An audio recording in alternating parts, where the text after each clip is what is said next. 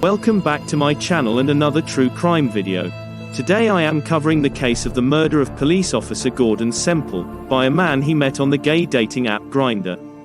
He was murdered and dismembered. The killer ate parts of his body and tried to dissolve the rest. This is quite a sick case to hear, but there aren't any photos available of the horrors the police found, it is just described. I will also be playing CCTV footage to show you the killer's behavior after the murder. If you haven't already done so, please subscribe to my channel as I upload new true crime content twice per week. Now on to the case.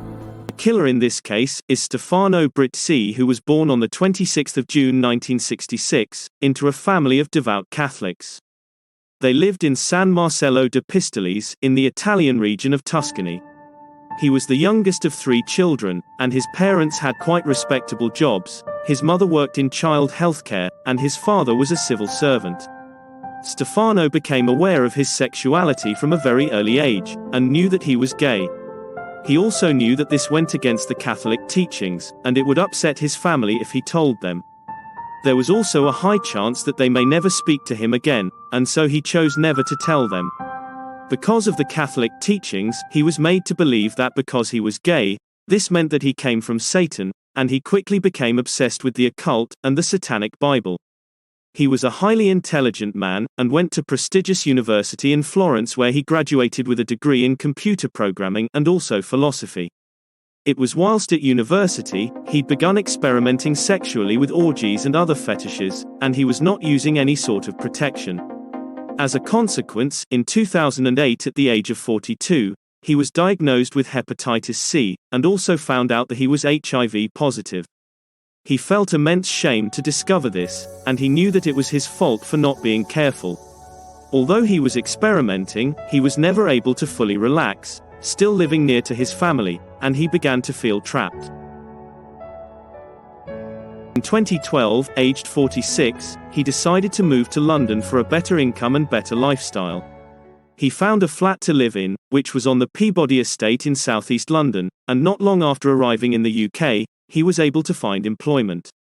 He began working at a merchant bank, known as Morgan Stanley, as an IT consultant and web developer, which carried a salary of £70,000 a year. London has a big gay scene, and he felt liberated for the first time and didn't feel that he had to hide who he was from anyone. In 2013 he started experimenting with illegal drugs, including GHB and amyl nitrate, otherwise known as poppers. He found that drugs were really easy to get hold of in London, and continued experimenting with harder and harder types of drugs each time. He found himself quickly becoming immersed in a world of drug addiction and substance abuse, and he had become addicted to the highly dangerous substance known as crystal meth. Luckily at this point, he was able to realize for himself that his life was going down a really dark path, and he knew that he had to change quickly. He made attempts to beat his crystal meth addiction by joining a support group, known as Crystal Meth Anonymous.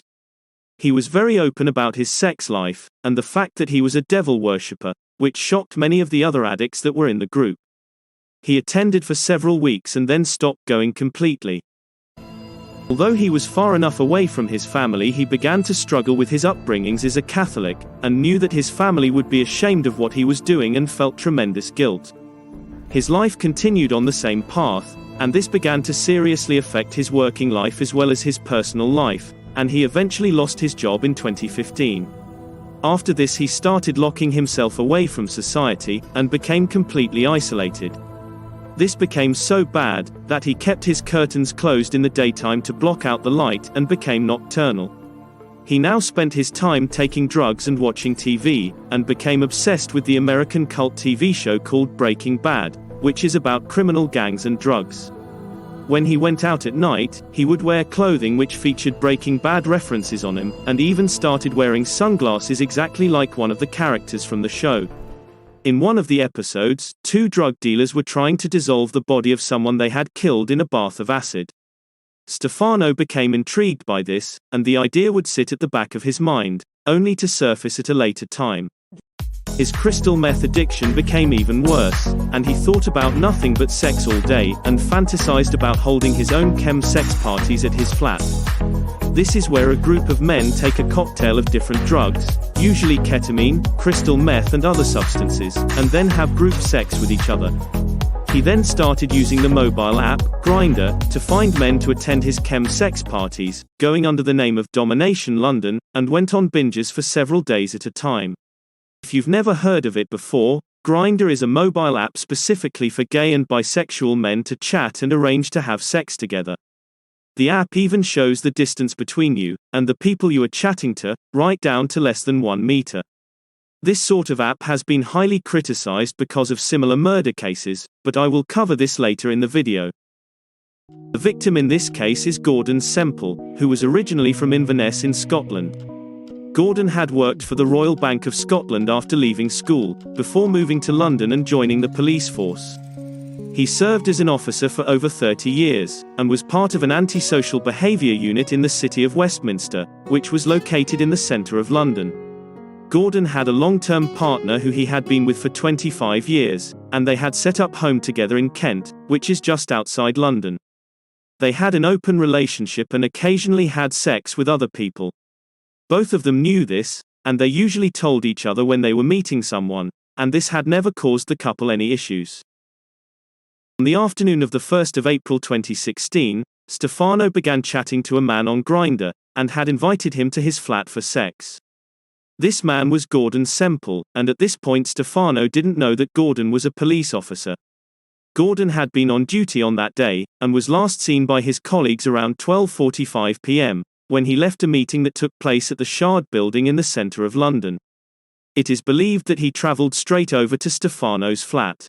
Around 3 p.m, Gordon was captured on CCTV getting off a train at Blackfriars Station, and this is the last time he was seen alive. Stefano liked to engage in several fetishes including autoerotic asphyxiation, which is the practice of strangulation or suffocation for a few seconds, and then releasing the grip before the person becomes unconscious. This is said to enhance the sexual experience and orgasm, and Stefano had a dog collar and lead that he liked to use for this purpose. Stefano alleged that this is what he and Gordon were doing that day. Initially, it was just Stefano and Gordon at the flat, but as the afternoon progressed, Stefano went back onto Grindr and began inviting several other men to join them. Several men replied to Stefano, but they had either changed their mind at the last minute, or not turned up, and Stefano was becoming angrier each time. Around 7 p.m, a man responded to one of the messages, and decided that he wanted to join in, and so he headed straight over to Stefano's flat. When the man arrived, he rang the intercom several times, but there was no answer. He was about to walk away when Stefano finally picked up the intercom, and quickly told the man that he had changed his mind because someone had become ill, and said that the party was over. The man thought that maybe someone had vomited on the carpet and asked Stefano if he needed any help. Stefano said that everything was okay, and that it was being dealt with, and the man then left. But things were not okay. At some point between the time Gordon had arrived at the flat and 7 p.m. when Stefano had spoken to the man via the intercom, Gordon had been killed. Gordon's long-term partner had made plans to meet up with him in the evening at a pub in Dartford, and then they would go home to watch a program they had recorded on TV. Gordon was always punctual, and when he didn't arrive at the pub, his partner became concerned, and tried phoning him several times to find out where he was, but there was no answer. Gordon had not told him that he was meeting Stefano that afternoon, and so his partner had no clue where he could be. He became increasingly worried and had stayed up for most of the night trying to get in touch with Gordon. The following morning, when Gordon still hadn't arrived, he reported him as missing to the police. It is believed that Stefano went on a crystal meth binge straight after the incident, and that it took him a few days to realize that he had actually killed someone, and that he would need to dispose of the body in some way. 3 days after the murder, Stefano was still taking drugs and he had not dealt with Gordon's body in any way, and the body was starting to decompose and attract attention. On Monday the 4th of April, the caretaker of the Peabody estate had received numerous complaints from residents in the flats, who had all reported a strange smell coming from inside the building. He went to investigate, and initially he thought that it may have been a problem with the drains, but when he looked around the outside of the building, he could not find anything wrong with them. He then thought that maybe the occupant in one of the flats had died and nobody knew about it. Whilst he was in the building, one of Stefano's neighbors, Martin, arrived home and the caretaker told him about the complaint. They both decided to go to all of the doors in the building to try and find exactly where the smell was coming from. When Martin opened the letterbox of Stefano's door, the smell hit him in the face and he said that it smelt like a dead body. The caretaker wanted to phone the police, and because the smell was so bad, he went outside for some fresh air. Martin decided to knock on the door to see if anyone was home, and Stefano answered. He apologized about the smell, and told him that he was cooking for a friend. As they had established that the occupant was still alive, they decided to leave it and they accepted his explanation. Stefano finally realized that he was getting attention and he needed to get rid of the body as quickly as possible. Being influenced by Breaking Bad, he decided that he was going to dissolve the body in acid. In this CCTV clip, Stefano is seen entering a DIY shop to buy the items he needs to dispose of Gordon's body. He purchases several buckets, and even puts one of them over his head, to check if it is big enough for a human head.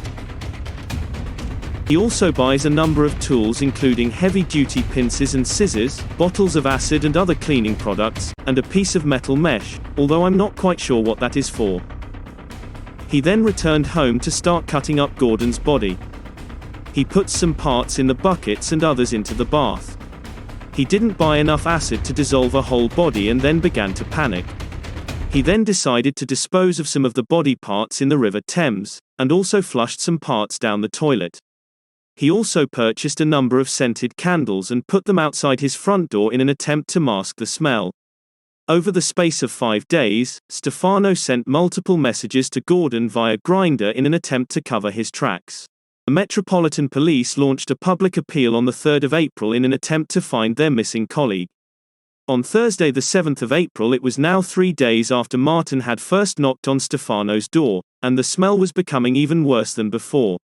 He sent his brother down to knock on the door, and pretend that he was a police officer. Stefano answered the door and again repeated his claim to be cooking for a friend, and Martin decided that something was definitely not right and he called the police. 2 young female police officers knocked on Stefano's door and he answered wearing only a pair of bright pink Speedos and sunglasses. He immediately told him that he had killed a police officer because Satan told him to do it, and he had promised Satan that he would kill as soon as he got the opportunity. The officers were shocked and didn't really know if he was insane or was actually telling the truth. He also said that he was cut up in the bathroom. Stefano knew that they were doubtful, so he invited them into his flat to show them. When they entered the bathroom, they found blue-green fluid in the bath with decomposing and partially dissolved body parts, and large pieces of fat and skin floating on the top. They were horrified at what they saw and felt sick, but they took a look around the flat and they found several buckets in every room with body parts, and in one of them was Gordon's head. As neither of them knew Gordon, they did not realize who the victim was. They also found a hand and part of a spine in a bin liner and bottles of cleaning fluid piled up in his hallway. Stefano was arrested on suspicion of murder, and taken to Lewisham police station. Whilst being booked into custody, Stefano told an officer, "I thought I was getting away with it. I had nearly finished, but I took a shot of crystal meth. I was going to finish the job today." When he was interviewed, Stefano had no problem talking about the murder and told him exactly what happened and repeated his claims that Satan had told him to do it. He later told officers that he did not murder Gordon, and dismissed what he had told officers when they arrived at his flat. He said that it was an accident, he had strangled Gordon with the dog collar and lead, and that he could not undo it quick enough to save Gordon's life. Forensic investigators spent days searching Stefano's flat for evidence. In the kitchen they found several knives that had blood on him, and also a pair of chopsticks. There was evidence on the cooker top and in a saucepan to suggest that Stefano had cooked and eaten parts of Gordon's body. They also found a leg in a roasting tray in the oven and other flesh in a tea strainer. All of these items were tested and confirmed that they all had Gordon's DNA on them, although Stefano has never admitted to eating Gordon. They found one of Gordon's ribs which had a bite mark which matched Stefano's bite. Forensics also searched all of the drains and gutters around the property, as they believed they may find other parts that had been dumped or flushed down the toilet. A member of the public discovered a leg and foot on the side of the river and contacted police. A post-mortem was carried out on the remains they were able to retrieve, and they were not able to establish a cause of death. Stefano denied murder, claiming that it was a sex game that had gone wrong. However, the police charged him with murder, and also for obstructing a coroner. When he appeared at magistrate's court, he denied both charges but claimed manslaughter on diminished responsibility. Because Stefano had made claims of hearing voices, he was assessed by a psychiatrist and psychologist, and they concluded that there were no underlying mental health issues that he could claim diminished responsibility for. The trial began on the 18th of October at the Old Bailey in London, and at the start of the trial Stefano became very distressed, crying loudly and hyperventilating. He quickly dropped the act about Satan telling him what to do. He told the court that he had consensual sex and played sex games with Gordon as well as taking crystal meth. He told him that it was an accident and that the leash had slipped and he couldn't undo it to save Gordon's life, and he also denied eating any part of Gordon. The jury deliberated for 33 hours, and on the 14th of November 2016 they unanimously found him guilty of murder. He was sentenced to life with a minimum of 24 years, and an additional 7 years for obstructing a coroner, and was sent to Belmarsh High Security Prison. Shortly after he arrived in prison, officers found a makeshift rope in Stefano's cell and he was put on suicide watch. This lasted for nearly 2 months, during which time he was seen by a psychiatrist on a number of occasions, and he denied having suicidal thoughts and said that he had no intention of harming himself. He was then released back into the main prison population. On Sunday the 5th of February 2017, just 4 weeks after being taken off suicide watch, staff at the prison found Stefano hanging from the light fitting in his cell. They cut him down and attempted to resuscitate him, but it did not work, and he was pronounced dead shortly after. He was aged 50. Officers found a suicide note on his bed which read, "I died in peace," together with letters addressed to members of his family and also his last will and testament. An inquest was carried out and it was revealed that Stefano had begun teaching maths and was training to be a Samaritan in prison, and staff were shocked that he committed suicide. As I mentioned before, there have been a few murder cases surrounding the Grindr app, most notably that of Stephen Port. He invited young men over to his flat for sex and drugs, and he murdered at least 4 that police are aware of, and is now serving life in prison. The claims about the app are that it removes the personal aspect of hooking up with people, and it seems that people are much less weary of going to the homes of total strangers that they have never met. It also allows you to see almost the exact location of people and is perfect for predators to identify possible victims. Everyone has their own opinion, but if you use this sort of app, please be sensible and don't take risks with people you don't know. Try to meet people in public places where you are less vulnerable, before going to someone's home. What do you think about this case? If you would like to join in the discussion, please leave your comments down below, but remember to keep it respectful for the victim's family. I hope that you enjoyed this video. If you did, please give it a thumbs up. If you like true crime stories, please subscribe to my channel, as I upload new content twice per week. Also, don't forget to turn on the notification bell to be notified when I upload. Before you go, why not check out some of my other true crime videos?